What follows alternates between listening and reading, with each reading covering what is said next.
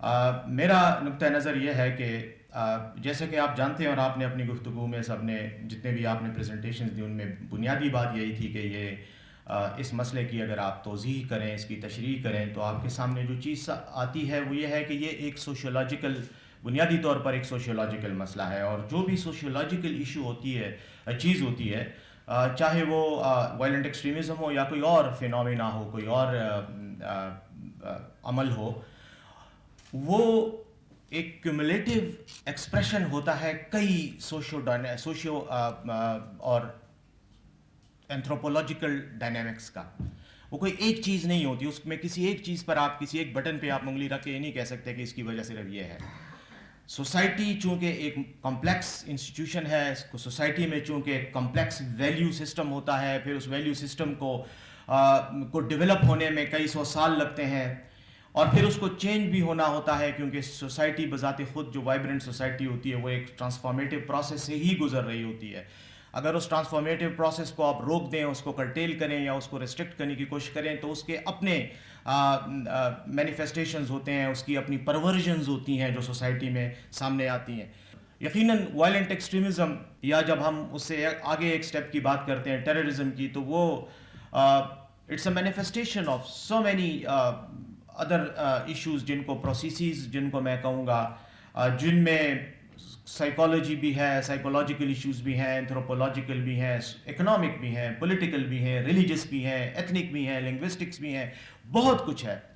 ہمیں میرے خیال میں اس کو ایک کمپریہنسو انداز میں، ایک جامع انداز میں دیکھنا بھی ہے اور اس کو سمجھنے کی کوشش بھی کرنی ہے. اور اگر اس کا کوئی نتیجہ ہم نے نکالنا ہے تو وہ یقیناً ان تمام جو اس کے جو محرکات ہیں، جو ڈائمینشن، جو فیکٹرز ہیں جو ان کو پیدا کرتے ہیں، ان کو سمجھ کر اس کا ہم نے کوئی حل نکالنا ہے. اب جب ہم حل کی طرف جاتے ہیں تو ایک چیز جو سب سے پہلے آتی ہے وہ اس کا تجزیہ، انالیسس اور اس کی انڈرسٹینڈنگ ہے، ریشنلائزیشن آف ایکسٹریمزم، کہ یہ کیوں ہے، why is it happening in our society, why our society. میرے خیال میں وائی کا سوال، جب آپ اس سوال کو کنفرنٹ کرتے ہیں اور اس سے آپ آگے جاتے ہیں کہ یہ کیسے ہوا، تو اس میں جو سب سے امپورٹنٹ فیکٹر ہے میری ناقص رائے میں، وہ ایک ہسٹوریکل انالیسس بھی ہے. کسی بھی سوشیولوجیکل پروسیس کو سمجھنے کے لیے اس کا ہسٹوریکل کانٹیکسٹ بہت ضروری ہے، اور ہسٹوریکل کانٹیکسٹ کی جب آپ بات کرتے ہیں تو پھر آپ کو ریجنل اسپیسیفکس اس میں آنا پڑتا ہے. ایکسٹریمزم انسانی تاریخ کا ایک ایسا ایشو ہے، ایک ایسا مسئلہ ہے کہ جو میرے خیال میں ہر دور میں، ہر سوسائٹی میں، دنیا کے تمام علاقوں میں اس کی مختلف شکلوں میں اس کا وجود اور ظہور ہوا ہے. یہ ہمارے لیے، اس سوسائٹی کے لیے کوئی نئی بات نہیں ہے. اس خطے میں بھی، بر صغیر میں بھی، انتہا پسندانہ نظریات، انتہا پسندانہ رویے، انتہا پسند تحریکیں یہ جنم لیتی رہی ہیں، چلتی رہی ہیں، ختم بھی ہوتی گئی ہیں، ان کو ریپلیس کیا گیا اور اس کے بعد نئی نئی چیزیں آتی رہیں. میرے خیال میں اس کا مین جو انالیسس کا ایک پیرامیٹر ہے، وہ اصولی طور پر اگر میں فلسافیکل کانٹیکسٹ میں بات کروں تو اگر اس کا ایپسٹیمولوجیکل انالیسس کیا جائے تو اس کے اندر ایک چیز یہ آتی ہے کہ بنیادی طور پر کیا ایکسٹریمزم ایک فائنل پروڈکٹ ہے، یا یہ وہ کوئی پروسیس ہے جس کے نتیجے میں کوئی اور فائنل پروڈکٹ پیدا ہوتا ہے. تو اس the difference, the distinction between whether it's a state or a process, یہ بھی ایک اہم سوال ہے جو میں سمجھتا ہوں کہ آپ جیسے لوگوں کو جو اس مسئلے پر غور و فکر کرتے ہیں، آپ لوگوں کو اس پہ بات کرنی چاہیے. کیونکہ جب تک آپ اس کی اس آنٹولوجیکل اور ایپسٹیمولوجیکل ڈائمینشنز کو انالائز نہیں کریں گے اور اس کے کانٹیکسٹ کو اس پرٹیکولر فریم میں جا کر نہیں رکھیں گے، اس وقت تک شاید اس کے حل کے لیے جو تجاویز ہیں وہ مبہم رہیں گی، یا وہ شاید زیادہ قابل عمل نہ ہو، یا شاید وقتی طور پر تو ان کا اثر ہو، لیکن لانگ ٹرم ان کی جو امپلیکیشنز ہیں یا جو سولوشن کے لیے جو آپ اپروچ استعمال کریں شاید اس کے ریزلٹس وہ نہ آئیں. رہ گئی بات، میں نے چونکہ ہسٹوریکل کا کہا، تو ہسٹوریکل میں ہمارے اس دور میں جس سے ہم گزر رہے ہیں، ہمارا پرابلم یہ ہے کہ ہم اس ایشو میں ریلیجس ایکسٹریمزم کا شکار ہیں اس وقت. کہ جو مذہب کے ساتھ لنکڈ ایکسٹریمزم ہے. حالانکہ ایکسٹریمزم کی کئی ڈائمینشنز ہیں, بہت کچھ ہے, آپ کو پتہ ہے. ایون اب تو یہاں تو انوائرمنٹل ایکسٹریمزم بھی آ گیا ہے, جو کلائمیٹ چینج والے جو ایکٹیوسٹ ہیں وہ اس کو ایک ایکسٹریمسٹ لیول تک لے گئے. However, having said this, میرا جو کہنے کا مقصد ہے کہ چونکہ ہم ریلیجس ایکسٹریمزم سے گزر رہے ہیں, تو ہمیں اگر اس کو نیرو ڈاؤن کریں اپنے فوکس کو اور اس پر لے آئیں, تو کچھ چیزیں ہیں جو ہمیں نظر انداز ہم نہیں کر سکتے, کیونکہ وہ ہم ہسٹری کے غلام ہیں, ہم تاریخ کے غلام ہیں, اور تاریخ ہمیں مجبور کرتی ہے, جبر ہے تاریخ کا, جس کے نتیجے میں ہمارے اعمال اس انداز میں ہو رہے ہیں کہ ہمیں ان مسائل کا سامنا ہے. میں یہ سمجھتا ہوں کہ اگر اوور آل ہم اسلام کو دیکھیں تو میرے نقطۂ نظر میں مجھے رابرٹ اسپینسر کا ایک جملہ یاد آتا ہے, جس نے ابھی ایک کتاب لکھی ہے اسٹیلتھ جہاد. وہ ایک مغربی دانشور کے طور پہ یا ایک مغربی سوچ رکھنے والے شخص کی حیثیت سے جب اسلام کا انالیسس کرتے ہیں, تجزیہ کرتا ہے, تو وہ یہ کہتا ہے کہ there are moderate Muslims but there is no moderate Islam. میں ذرا ذاتی طور پر اس سے اختلاف کرتے ہوئے یہ کہوں گا کہ there is moderate Islam but there are some Muslims who are not moderate extremist ہیں. اسلام بذات خود یا کوئی بھی نظریہ ہو, میں اسلام کی وکالت یہاں نہیں کروں گا, میں صرف یہ کہوں گا کہ چاہے وہ اسلام ہے چاہے وہ کوئی بھی نظریہ ہے, اس میں آپ کو مینیپولیٹ کرنے کے لیے وہ لوگ چاہیے کہ جو اس نظریے کو مینیپولیٹ کر کے اپنے مقصد کے لیے اس کو یا ایکسٹریمزم کی طرف لے جائے اور یا اس کو ماڈریشن کی طرف لے جائے. یہ ایک انسانی رویہ ہے, اس کا مذہب کے ساتھ براہ راست کوئی تعلق نہیں ہے. مذہب ایک فلسفی ہے, ایک سسٹم ہے, چاہے وہ اسلام ہے وہ ہم اس کو ماننے والے ہیں. دوسری طرف اگر آپ ہندوازم کو دیکھیں تو ہندوتوا کا نظریہ جو ابھی آیا ہے اور جس میں بی جے پی اور یہ جو RSS جو کچھ کر رہی ہے, وہ ہندوازم کی ایک پرورژن ہے, ایک ایسی ایکسپلائٹیشن ہے کہ اس نے اس کو ایکسٹریمسٹ ٹینڈنسی سے روشناس کرا دیا ہے. وہ بندوق اٹھا کر اور وائلنس کر کے اور مسلمانوں کی مسجدوں کو مسمار کر کے اور دیگر مذاہب کے ماننے والوں کو قتل کر کے یہ سب کچھ کر رہے ہیں. دوسری طرف اگر آپ ویسٹرن سویلائزیشن میں دیکھیں تو کرسچینٹی, جس کی بنیاد ہی یہ وہ مذہب ہے کہ جس کے بارے میں اس کے اپنے فالوورز کہتے ہیں کہ ہمارے مذہب کی جو بنیادی اساس ہے, جو فنڈامنٹل ہے, وہ لو ہے, وہ محبت ہے. لیکن اسی محبت والے مذہب کو ماننے والے تاریخ کو تو چھوڑ دیں, کروسیڈ وارز کو بھی چھوڑ دیں. کروسیڈرز بھی جب آئے تو لیوانت کی طرف جب وہ فرانس سے آئے, یورپ سے آئے, تو وہ کروسیڈرز ہی آئے تھے, مسلمان تو یورپ میں نہیں گئے تھے. اٹ واز اے ریئیکشن جو ادھر سے آئے اور انہوں نے آ کر یہ سب کچھ کیا ریلیجن کے نام پہ, انہوں نے بھی وائلنس کو جسٹیفائی کیا. سملرلی میں یہ سمجھتا ہوں کہ کو کلکس کلان جو ہے, کے جو وائٹ سپریمسٹس ہیں, جو آج بھی وائلنس کر رہے ہیں. ابھی آپ لوگوں میں سے کسی نے, ڈاکٹر صاحبہ نے بات کی ریگارڈنگ نان وائلنٹ سوسائٹیز. میرے خیال میں دنیا میں کوئی بھی سوسائٹی نان وائلنٹ نہیں ہے. ہاں البتہ گریڈنگ آف وائلنس میں فرق ضرور ہے. کسی سوسائٹی میں وائلنس بہت کم ہے, کسی میں زیادہ ہے, لیکن نان وائلنٹ کوئی بھی نہیں. جیسے ناروے کو آپ دیکھ لیں, ابھی یہ میرے خیال میں چند سال پہلے ناروے کے ایک نوجوان نے ایک آئی لینڈ میں جا کے اوسلو کے پاس کتنے بچوں کو قتل کر دیا تھا, صرف اس وجہ سے کہ اس کا اپنا وہ ایک ایتھنوسینٹرزم کا یا جو بھی اس کا اپنے ایک پرابلم تھا. تو ایکسٹریمزم یا ٹیررزم ہر معاشرے میں ہے. البتہ سوال یہ پیدا ہوتا ہے کہ ہمارے معاشرے کی اپنی انسٹیٹیوشنز کتنی مضبوط ہیں کہ اس ایکسٹریمزم کا مقابلہ کر سکیں.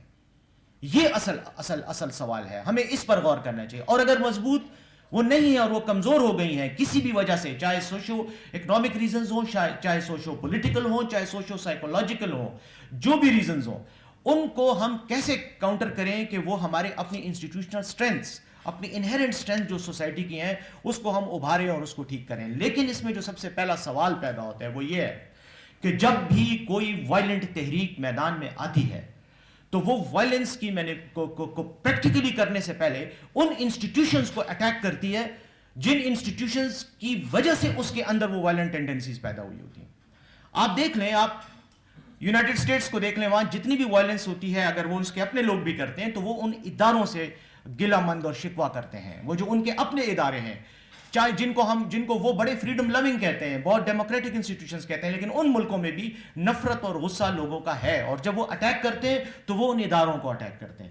مسلمانوں میں بھی اگر کبھی وائلنٹ ایکسٹریمزم آئی ہے تو میں جتنی اس کی مطلب اپنی کم علمی کا اعتراف کرتے ہوئے یہ کہوں گا کہ اگر ہمارے اندر یہ جو پولیٹیکل اسلام کا اور پولیٹیکل اسلام کو پھر ملیٹنٹ اسلام کی شکل میں نظر آنے کا جو عمل ہے یہ اگر آیا ہے تو یہ کولونیل دور کے بعد کے اثرات کی وجہ سے، یہ پوسٹ کولونیل کانٹیکسٹ میں اس کا انالیسز آپ کریں تو آپ کو نظر آئے گا کہ تمام اسلامی ملکوں میں جو تحریکیں چلیں، ٹھیک ہے ان میں سے کئی جو ہے وہ ایتھنک یا وطنیت کی بنیاد پہ چلی، نیشنل بنیادوں پر چلی، لیکن مسلمان سوسائٹیز کے اندر ان کا جو ایک ون آف دی موٹیویشنل جو اس کا ایسپیکٹ تھا وہ ریلیجن بھی تھا، اس کو جہاد کی شکل بھی دی گئی، چاہے وہ الجیریا کا اگینسٹ فرینچ کولونائزیشن کوئی موومنٹ تھی، چاہے وہ انڈونیشیا میں ڈچ کولونائزیشن کولونیل رولرز کے خلاف موومنٹ تھی، ضرور وہ نیشنلسٹ تھی لیکن ان کے اندر ایک اسلامک ٹچ تھا. ہمارے انڈیا پاکستان کو آپ دیکھ لیں، پاکستان کے بننے کی movement although it was Muslim nationhood based on Muslim nationhood، لیکن اسلام کا ایک ٹچ اس میں، ریلیجن کا ٹچ اس میں ضرور تھا. تو میرا کہنے کا مقصد یہ ہے کہ ہمیں ان ڈرائیورز کو جو کہ سوسائٹی میں تبدیلی کا باعث بنتے ہیں، جو نفرت کو اجاگر کرنے کا باعث بنتے ہیں، ان کو ہمیں نظر انداز نہیں کرنا چاہیے، ہم نہیں کر سکتے. دوسرا ایک امپورٹنٹ پوائنٹ یہ ہے جو میں پھر اپنی میں سوالات ہی رکھ رہا ہوں، میرے پاس جواب کوئی نہیں ہے، کیونکہ یہ ایک ایسا سوال ہے وائلنٹ ایکسٹریمزم کا جس کا جواب شاید ابھی تک کسی کے پاس بھی 100% نہیں ہے. ہم صرف اختیار کر رہے ہیں مختلف طریقے، اور try and test and trial والا وہ کر رہے ہیں، طریقہ کار اختیار کر رہے ہیں. میری رائے یہ ہے کہ ہم جب کاؤنٹر ایکسٹریمزم کی بات کرتے ہیں، کاؤنٹرنگ وائلنٹ ایکسٹریمزم کی بات کرتے ہیں، تو we must go back, a step back, اور ہمیں ریڈیکلائزیشن پر پہلے بات کرنی چاہیے. میری رائے میں، میری سمجھ کے مطابق radicalization leads to extremism and extremism leads to terrorism. یہ ایک پروسیس ہے، اور ریڈیکلائزیشن بذات خود جب آپ دیکھتے ہیں تو وہ آپ کو لیڈ کرتا ہے towards violent extremism. Violent extremism کے نتیجے میں پھر ٹیررزم آتا ہے، لیکن دونوں بذات خود اگر ان کو آپ آئسولیشن میں دیکھیں، میرے خیال میں دونوں اتنے کوئی خراب چیزیں نہیں ہیں. ریڈیکل بھی ہونا چاہیے انسان کو زندگی میں، ہر بندہ کنفارمسٹ نہیں ہو سکتا. میں خود کنفارمسٹ نہیں ہوں، میں خود روٹین سے تنگ آ جاتا ہوں، ہم سب روٹین سے تنگ آتے ہیں. ہمیں ریڈیکل بھی ہونا چاہیے اور ہمیں بعض معاملات میں ایکسٹریمسٹ بھی ہونا چاہیے. میرے خیال میں یہ انسانی رویے ہیں، یہ اللہ نے، قدرت نے اگر ہمارے جینز میں، ہمارے جینیٹک ڈسپوزیشن میں ان چیزوں کو رکھا ہے تو اس کی شاید کوئی وجہ ہماری سروائیول انسٹنکٹس کو ڈیولپ کرنا بھی ہے، شاید ہمارے معاشرے کو ترقی دینا بھی اس سے مقصود ہو نیچر کا.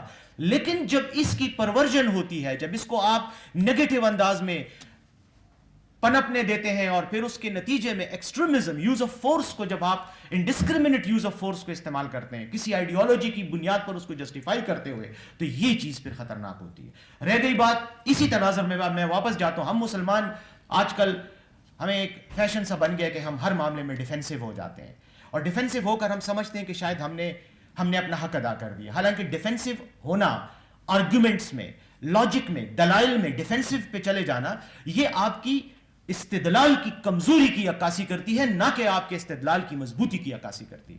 ہم مغرب کے معاملے میں، مغرب اس وقت نظریات کا، فکر کا، فلسفے کا دائی ہے، ڈرائیور ہے، وہ لیڈ کر رہا ہے نظریات کو. ہم اس کے فالوورز ہیں. ہم تو پہلے اس کی آئیڈیاز کو سمجھنے میں عمر لگا دیتے ہیں، جب سمجھتے ہیں تو پھر کوشش کرتے ہیں کہ اب ہم بھی کسی طرح اس کے ساتھ اٹیچ ہو کر اپنے آپ کو اس کی تناظر میں جسٹیفائی کرنے لگ جائیں. ہم اپنے ایگزسٹنس کو بجائے اس کے کہ ہمارے پاس اپنے آئیڈیاز ہوں، ہم مغرب کے سائے میں کھڑے ہو کر دھوپ سے بچنے کی کوشش کرتے ہیں. یہی وہ ہماری کمزوری ہے، اور یہی وجہ ہے کہ ہم مسلمان بنیادی طور پر اس انٹلیکچوئل، اس سے طاقت سے محروم کر چکے ہیں اپنے آپ کو over a period of time. میں اس کی توضیح میں نہیں جانا چاہتا، وہ ایک لمبا پروسیس ہے اور اس میں شاید کئی اور چیزیں آئیں، لیکن ہم نے اپنے ذہن کو، اپنی سوچ کو، اپنے شعور کو، اپنے فکر کو، اپنی قوت جو آپ کی ایک انالیسس کی، تجزیے کی قوت ہوتی ہے، اس کو ہم نے بتدریج گھٹایا ہے. اور گھٹا کر ہم آج اس موضوع پر آ گئے ہیں، اس جگہ پر آ گئے ہیں کہ ٹیکنالوجی میں تو ہم ہیں ہی ان کے کیا کہتے ہیں، مجبور ان کے آگے، لیکن ہم سوچ میں بھی ان کے ساتھ ہیں. ہم ہیومن رائٹس کی بات بڑے فخر سے کرتے ہیں، یہ بھولے بغیر کہ ہیومن رائٹس کا کانسیپٹ ان کا کانسیپٹ ہے جو انہوں نے اپنے دور میں، یورپ کی نشاط ثانیہ، رینیسانس کے دور کے بعد، ان کا ایک ریئیکشن تھا اگینسٹ دا اسٹیٹ، ایک ٹوٹیلیٹیرین اسٹیٹ جو کہ اور جو کہ چرچ کے کنٹرول میں تھی، اس کے خلاف ایک ریئیکشن تھا جس کے نتیجے میں یہ سب کچھ آیا. لیکن بہرحال یہ ہماری ایک فلسافیکل ہے، کمزوری ہے، اس پر میں بات نہیں کرتا. میں کہنا یہ چاہ رہا ہوں کہ آج بھی جب ہم بات کرتے ہیں ایکسٹریمزم کی تو ہم بہت ڈیفینسو پہ آ جائیں، فوراً ہمیں اسلام کے اندر تمام خامیاں نظر آنے لگ جاتی ہیں. یہ جی اسلام کے اندر وائلنس کی بات ہے، اسلام کے اندر جہاد کا کنسیپٹ ہے، اوہ گناہ ہو گیا، بہت غلط کام ہو گیا، مسلمان تو سارے جہادی ہیں. بھائی اسلام کے اندر اگر جہاد کا کنسیپٹ ہے تو یہ جو مغرب میں جسٹ وار اور انجسٹ وار کا کنسیپٹ تھامس ایکوینس نے دیا تھا وہ کیا تھا؟ انہوں نے بھی تو یوز آف فورس کو جسٹیفائی کیا ہے، اور یوز آف فورس کو جسٹیفائی ہونا چاہیے. جہاد کا کنسیپٹ اگر کسی شخص نے اپنی سمجھ کے مطابق اس کو پرورٹ کر کے دنیا کے سامنے پیش کیا، اس کے اندر ایکسٹریمزم کا ایلیمنٹ لے آیا، اس کے اندر ٹیررزم کا ایلیمنٹ لے آیا، اس کے ایک میتھوڈولوجیکل طور پر، میتھوڈولوجی کے طور پہ اس میں تشدد کا ایلیمنٹ لے آیا، تو یہ اسلام کا یا جہاد کا قصور نہیں ہے، یہ اس شخص کا قصور ہے جس نے یہ سب کچھ کیا، اور یہ ان کا بھی قصور ہے جنہوں نے اس کا ساتھ دیا، اور یہ ان کا بھی قصور ہے کہ جنہوں نے دیکھتے ہوئے سمجھتے ہوئے کہ یہ غلط ہو رہا ہے اس پر چپ سادھ لی. ہمارے معاشرے میں زیادہ تر جب برائی ہوتی ہے، کوئی غلط چیز ہوتی ہے تو ہم اس کو دیکھ کے خاموش ہو جاتے ہیں، کیونکہ ہم کہتے ہیں یہ میرا مسئلہ نہیں ہے، میں کیوں پنگا لوں ان لوگوں کے ساتھ. یہ ہمارا وہ بنیادی مسئلہ ہے جو ہمارا پھر صرف مسئلہ نہیں، یہ پوری دنیا کا مسئلہ ہے. تو let's confront our own weaknesses as well. ہمیں اپنی مورل اس پہ بھی آنا چاہیے. کتنے لوگ ہیں جو آپ کہتے ہیں معاشرے کے اندر ریزیلنس، کتنے لوگ ہیں جو طالبان کے خلاف بندوق اٹھا کر لڑنے کے لیے تیار ہیں؟ یہ انتہا پسندوں کے خلاف نہیں لڑتے، اور اگر کوئی لڑتا ہے اس کو وہ مار دیتے ہیں تو 10 لوگ ان کی مثالیں دیتے ہیں کہ یہ لڑا تھا، اس نے بات کی تھی، اس کو مار دیا، اس لیے تم چپ ہو جاؤ. بات یہ ہے کہ سلوشن اورینٹڈ اپروچ کے ساتھ ہمیں جانا ہے، اور سلوشن اورینٹڈ اپروچ کے ساتھ ہمیں اپنے معاشرتی کمزوریوں کو بھی دیکھنا ہے، ہمیں اپنی معاشرتی سٹرینگز کو بھی دیکھنا ہے، اور اس کے بعد ہی ہم کوئی کاؤنٹر میکینزم اڈاپٹ کر سکتے ہیں. میں اس میں ایک چیز جو میں سمجھتا ہوں جو امپورٹنٹ ہے، جو آپ جیسے لوگوں کو، اکیڈیمیشنز کو ان سلوشنز کے تحت لانی چاہیے، میری اپنی بہت ہی ناقص قسم کی انڈرسٹینڈنگ ہے. میں اس بات پر بہت سوچتا ہوں، اور میں ہر چیز کو آج کل ان 2 ڈیفینیشنز پیراڈائمز میں نے 2 پیراڈائمز اپنی سوچ میں بنائے ہیں. ایک پیراڈائم ہے پاور پیراڈائم، اور ایک ہے انٹرسٹ پیراڈائم. پاور پیراڈائم ہمارے کمزور معاشروں میں، جہاں پر سسٹم نہیں ہے، جہاں پر انسٹیٹیوشنز نہیں ہیں یا ہیں تو کمزور ہیں، وہاں ہم مسائل کو طاقت، اتھارٹی، زور کی بنیاد پر حل کرنے کی کوشش کرتے ہیں. ہم اپنی سروائیول، ہر چیز معاشرے میں، ہر ایکشن ہمارا پاور ڈائنامکس پہ ڈیپینڈ کرتا ہے. میں اگر طاقتور ہوں، میرے پاس طاقت ہے تو میں کچھ کروں گا، میرے پاس اگر پیسہ ہے تو میں کوئی نیک کام بھی کروں گا، غلط کام کو بھی روکوں گا، میرے پاس اگر سرکاری اتھارٹی ہے تو میں اس کو اس طرح سے استعمال کروں گا. یہ تجربہ پاور پیراڈائم کا ہمارے اسلامی ممالک نے بہت کیا، دنیا کے تمام ممالک نے کیا، لیکن میں اپنی مثال دوں گا. ہم نے اسلام کو ہمیشہ اس کے اصل ایسنس سے ہٹا کر، اس کو معاشرے کو کی اصلاح سے ہٹا کر، معاشرے کو ٹھیک انداز میں ریگولیٹ کرنے کا جو اس کا جو کمال تھا یا اس کی جو صلاحیت تھی اپنے ہمارے دین کی، اس سے ہٹا کر ہم نے اس کو معاشرے کو کنٹرول کرنے کے لیے استعمال کرنا شروع کیا. اب تاریخ کو دیکھ لیں، تاریخ میں جب سے ملوکیت آئی ہے اسلام میں، اس دور سے اسلام کو، مذہب کو لوگوں کو کنٹرول کرنے کے لیے استعمال کیا گیا. ادارے بنائے گئے، مذہبی ادارے بنائے گئے، سماجی ادارے بنائے گئے، تاکہ لوگ کنٹرول ہو سکیں اور خلیفہ وقت کی تابعداری کر سکیں. اس کے لیے مذہب کو بے تحاشا استعمال کیا گیا. یہی سب کچھ ویسٹ میں بھی ہوا. کرسچن چرچ نے اسی چیز کو استعمال کیا. چرچ سے کے اندر سے ہی اناؤنٹمنٹ آف دی کنگ کا تصور آیا، ذل الہی کا نظریہ ہم نے اڈاپٹ کیا، اللہ کا سایہ ہے معاشرے پر، لوگوں پر. یہ سب کچھ جو ہوا، ہم نے مذہب کو معاشرے کو کنٹرول کرنے کے استعمال کیا. آج پرابلم یہ آ گیا ہے کہ جن لوگوں کے ہاتھ میں طاقت ہے وہ بھی مذہب کو، معاشرے کو کنٹرول کرنے کے لیے استعمال کر رہے ہیں، کیونکہ آپ نے مذہب کو یوز ہی اس طرح سے کیا. آپ نے مذہب کی کسی کے پازیٹیو پیراڈائم کو ٹچ ہی نہیں کیا. وہ پیراڈائم جو کہ تمام انسانوں کے انٹرسٹس کی بات کرتا ہے. کہاں ہم اگر ہم اپنے ریلیجس سرکلز کو بھی دیکھ لیں، ریلیجس گروپس کو بھی دیکھ لیں، کلرکس کو دیکھ لیں، انہوں نے بھی اپنی پاور ڈائنامکس پہ زیادہ کام کیا ہے. انہوں نے بھی اپنے آپ کو مضبوط کرنے کی کوشش کی ہے، اور وہ یہ کہتے ہیں کہ جیسے میں تمہیں کہتا ہوں مذہب وہ ہے، اس کے مطابق چلو. مسئلہ یہاں پر آ جاتا ہے. اگر جنرل ضیاء صاحب آئے، انہوں نے بھی مذہب کو استعمال کیا. لیکن جنرل ضیاء کو تو ہم مورد الزام ٹھہراتے ہیں, ان کو نہیں ٹھہراتے جن دوسرے لوگوں نے بھی مذہب کو سیاست کے لیے استعمال کیا. تو مذہب کا سیاسی استعمال فار کنٹرول آف پیپل, اس نے ساری خرابی پیدا کی ہے. اور اس کی وجہ اب کیا ہے؟ اس کی وجہ یہ ہے کہ جب ریاست کے کنٹرول میں تھا تو ریاست نے استعمال کیا, کیونکہ ریاست ڈیموکریٹک نہیں تھی. ریاست چند انٹرسٹ گروپس کا مجموعہ تھی, اولیگارکی تھی, monarchy تھی. ریاست کو یہ چاہیے تھا کوئی فلسفہ, اس نے استعمال کیا. اب اگر ریاست ڈیموکریٹک ہو گئی ہے تو ہمیں اس چیز کو بھی, کنٹرول میکینزمز کو بھی ڈیموکریٹائز کرنا چاہیے, جو کہ ہم نے نہیں کیا. آج بھی ہماری ریاست تھیوریٹیکلی تو ہم ڈیموکریٹک ہیں, کانسٹیٹیوشنلی ہم ڈیموکریٹک ہیں, عملی طور پر ہم نہیں ہیں. ڈی فیکٹو ہم وہی کنٹرول ٹوٹیلیٹیرین اسٹیٹ کی طرف جا رہے ہیں, بلکہ جا چکے ہیں. ناؤ دا ایشو از کہ جب آپ پاور پیراڈائم کے ذریعے اس انتہا پسندی کو بھی کنٹرول کریں گے, ڈنڈا, زور, طاقت, تو یہ مسئلہ حل نہیں ہوگا. ہاں, اس کو آپ انٹرسٹ پیراڈائم میں لے کے آئیں. آپ لوگوں کو ایکسٹریمزم کے جو نقصانات ہیں, جب وہ اس کو سفر کریں گے تو وہ آٹومیٹیکلی دوسری طرف جائیں گے, اینٹی ایکسٹریمزم کی طرف جائیں گے, اینٹی ریڈیکلائزیشن کی طرف جائیں گے, اینٹی نان ٹیررسٹ اس کی طرف جائیں گے, ایکشنز کی طرف جائیں گے. آپ ان کے انٹرسٹ کو ماچ رہے ہیں. اور یہی بات آپ نے کی بھی کچھ اور الفاظ میں, جیسے آپ نے کہا کہ آپ ان کو روزگار دیں, کاروبار دیں, ان کو اور آپ اپرچونیٹیز دیں. تو جب ان کا انٹرسٹ پیدا ہوگا اس سسٹم میں, وہ پارٹ آف دا سسٹم اپنے آپ کو محسوس کریں گے, تو وہ آٹومیٹیکلی اس چیز سے ہٹ جائیں گے. اگر نہیں کریں گے تو ایلینیشن کا, کارل مارکس کو آپ نے پڑھا ہوگا, کارل مارکس کی جو تھیوری آف ایلینیشن ہے وہ یہی بات کرتی ہے کہ جب آپ معاشرے سے کسی کو سائڈ پہ کر دیتے ہیں تو وہ ایلینیٹ فیل ہوتا ہے, اور اس کے بعد جو کچھ ہوتا ہے پھر معاشرے میں خرابی پیدا ہوتی ہے. یہ میری جنرل, میں نے شروع میں ہی کہہ دیا تھا, میں کوئی لکھی لکھائی تقریر نہیں لے کر آیا, نہ میرے پاس کوئی پوائنٹس ہیں. ڈاکٹر صاحب نے کچھ نکات وہ خلاصہ سا لکھ کے دیا تھا یہ آپ لوگوں کی باتوں کا, تو وہ میں نے دیکھا. لیکن میں سمجھتا ہوں آپ لوگوں نے جو بھی کیا یقیناً قابل قدر ہے. اس کاوش کو آپ آگے بھی لے کے جائیں, لیکن اس کا میرا خیال میں ایک اینتھروپولوجیکل آڈٹ بھی ہمارا ان علاقوں کا ضرور ہونا چاہیے جنہوں نے جہاں پر وائلنٹ ایکسٹریمزم ہے. اور ہمارے, میں سمجھتا ہوں کہ وہ پورے ملک میں ہے. وائلنٹ ایکسٹریمزم ہر جگہ ہے, لیکن اس کی مینیفیسٹیشن ٹیررزم کی شکل میں شاید چند جگہوں میں ہو رہی ہے. بلوچستان میں ایتھنک ہے, یا جو بھی ہے وہ نیشنلسٹ ہے, سب نیشنلسٹ ہے. یہاں پر ریلیجن ہے, وہ بھی ریلیجن کا بھی یہ پرابلم ہے کہ جب ریلیجن ایکسٹریمزم کے نتیجے میں ویکیوم پیدا ہوتا ہے تو اس کو ایتھنک یا سب نیشنلسٹ گروپس کور کرتے ہیں. یہاں پر بھی یہ پاسبلٹی, امکان موجود ہے. اور وہاں پر بلوچستان میں اگر وہ ناکام ہوتے ہیں, میں تو یہ کہوں گا کہ اللہ کرے وہ ناکام ہو, لیکن شاید اسٹیٹ کے اندر وہ ایبلٹی نہیں ہے کہ وہ اس ویکیوم کو فل کر سکے. وہ پھر نیشنلسٹ کی جگہ پھر ریلیجس ایکسٹریمسٹ وہاں گھس جائیں گے. تو یہ اسپیسز اور ویکیومس پیدا کرنا ایشو ہے.